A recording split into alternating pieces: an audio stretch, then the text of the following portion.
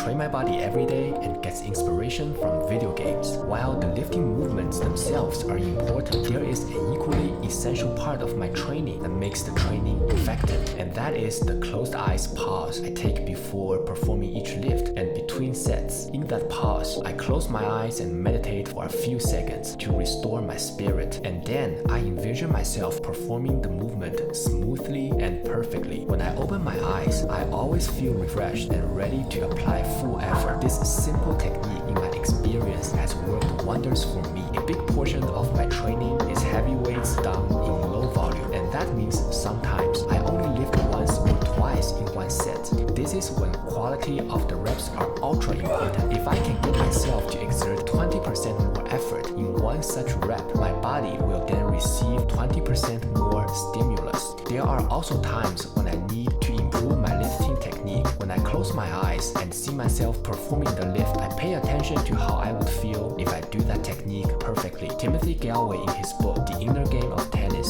says the player of the inner game comes to value the art of relaxed concentration above all other skills, and he also suggests visual practice as a way to prepare for the state of relaxed concentration. He says that it works because the body learns by feel better than by words, and I totally agree. There is another benefit to visually seeing myself perform perfectly, which is that I get to anticipate the intricacies of the movement better. Anticipation makes every movement smooth and fast because you transition easily from one step to the next without hesitation. Not only do I perform the closed eyes pause before the lifts, I do them between very hard sets when I feel fatigued to quickly recharge myself. There is a classic tenet in traditional Chinese culture that by being still, wisdom rises and rejuvenates both the spirit and the body. You see this philosophy in action with video games too. Sekiro meditates before a Buddha sculpture to restore his health. The Witcher sits down, meditates, and he heals himself. There are times when I perform really heavy squats or power cleans that right after the set, my